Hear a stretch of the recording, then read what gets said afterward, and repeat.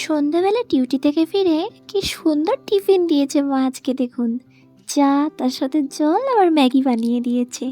আমার না খুবই বিধ্বস্ত অবস্থা ছিল, কি বলবো, এত ঘুম পাচ্ছিল। যাই হোক, তারপর খেয়েছি ম্যাগি।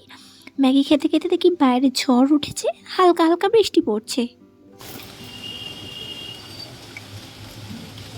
এইবার এত সুন্দর মেঘলা ওয়েদার, ঝোড়ো হাওয়া দিচ্ছে, বৃষ্টি পড়ছে।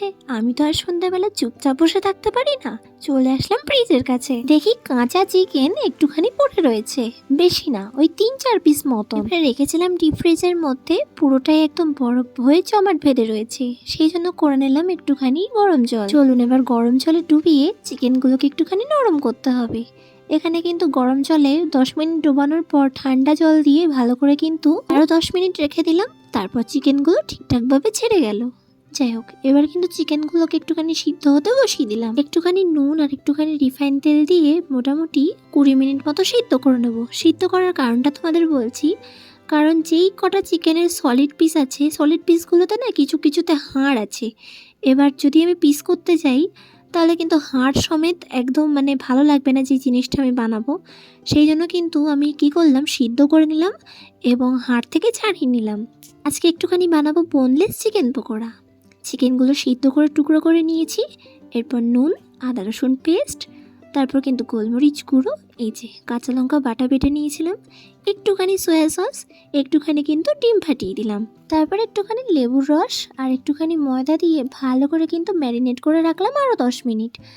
চিকেনটাকে কিন্তু সিদ্ধ করেছিলাম, তার কারণ এমন এমন পিস ছিল যেগুলো কিন্তু টুকরো করলে হাড় থেকে যাবে এবং হাড় মুখে পড়লে আমার ঠিক ভালো লাগে না। সেই জন্য কিন্তু দুটোটা করে নেওয়ার এটাই হচ্ছে কারণ সিদ্ধ করে নিলে পুরো হাড়টা ছেড়ে যায়, হাড়গুলো আমি সহজেই আলাদা করে নিতে পারি এবং কাঁচা চিকেনে হাড় আলাদা করতে না একটুখানি লস হয়ে যায়, সেই জন্য।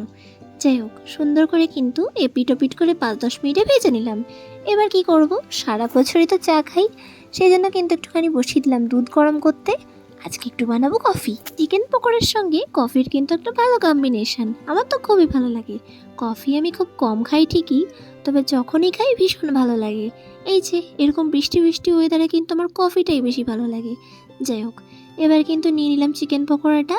চাট মশলা, জলজিরা যা বাড়িতে থাকে দিয়ে দেবেন এবং আমার এই রান্নাটা নিয়ে আমার মায়ের বক্তব্য শোনো ভর সন্ধ্যাবেলার মধ্যে। দেখো, আমার মেয়ে আমাকে কফি বানিয়ে দিয়েছে আর সঙ্গে বোনলেস চিকেন পকোড়া। আমি তো বানিয়ে দেবো, কে আর বানিয়ে দেবে? কত সৌভাগ্য আমার। তোমার তার বৌমা আসবে না, তাই আমাকে করতে হবে। দারুণ হয়েছে। মায়ের সঙ্গে এরকম খুনসুটি না করলে হয়?